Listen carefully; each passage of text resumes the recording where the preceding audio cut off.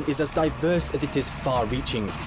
From the humid subtropics in the south, coniferous taiga and barren Arctic tundra in the north, to the never-ending grassy steppe in the east. Anyone looking to take on Russia's sprawling expanse and come back to tell the tale is going to need a vehicle they can depend on. The Shaman is a Sniegobolotоход, or snow and swamp going vehicle, and its 8 wheels can tackle pretty much anything the Russian landscape throws at it. The Shaman's low-pressure tyres can be optimised on the go at the flick of a switch inside the cabin, pumping air in or out to make sure it skims over mud instead of sinking into it.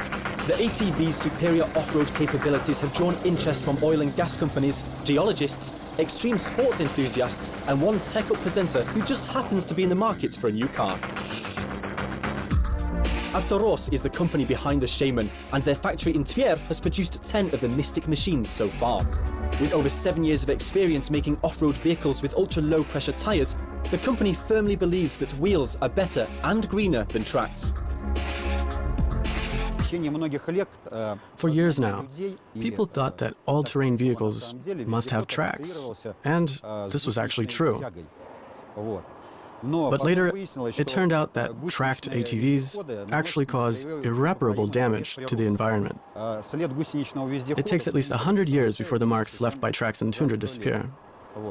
Our vehicle doesn't cause this damage to the environment. For such a hulk of a vehicle, the 4-ton Shaman can really move when it has to.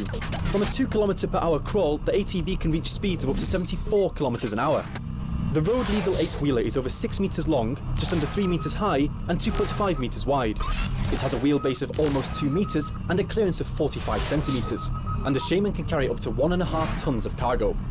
A 146 horsepower diesel engine is at the heart of the machine, which is fed by a 260-litre fuel tank, giving it an operational range of about 1,300 kilometers. The Shaman can scale inclines of up to 45 degrees thanks to its low center of gravity and custom-designed low-pressure tires. From when the first welding sparks fly to final testing, it currently takes Avtoros around 2 months to manufacture a Shaman. Although the company is working on shortening the production time, the individual approach to each vehicle means it can be heavily customized. The chassis, or hull, is completely sealed and provides enough buoyancy for the vehicle to ford bodies of water. There's even an optional propeller propulsion system. Future models include a cargo-carrying pickup with caravan module for long expeditions. No matter which one you choose, each of the 8 wheels is fitted with a reduction gear, easing the load on the gearbox and improving reliability. Inside, the cabin is more akin to a captain's bridge than a driver's seat, giving the so-called pilot a commanding view of the surrounding terrain.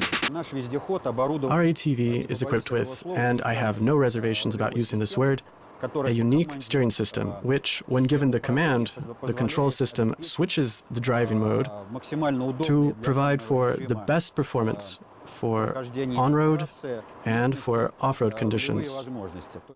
The Shaman's 4 chassis give the vehicle 3 steering modes.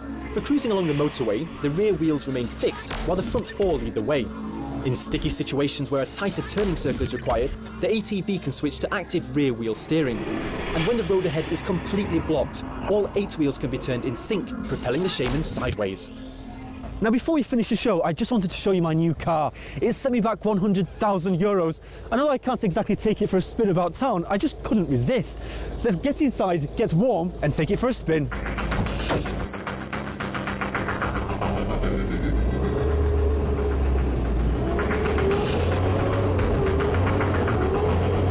This is by far the biggest car I've ever driven.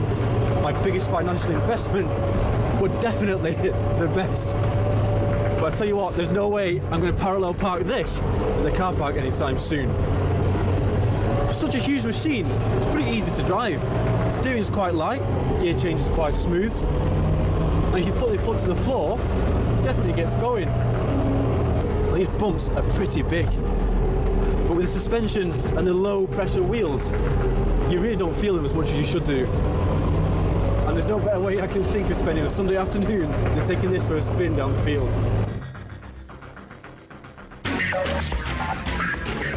Driving the Shaman was just as fun as I thought it would be, even if I wasn't making the most of its off-road abilities on this spacious, freshly mown meadow. Facing forwards and heading off to the side in crab steering mode was pretty peculiar, but I'm sure it'll come in useful switching lanes in Moscow's fake traffic. Unfortunately though, all good things must come to an end, and it was time to pack up our gear and go. So I handed the keys to my driver and asked him to put it in the garage until next time.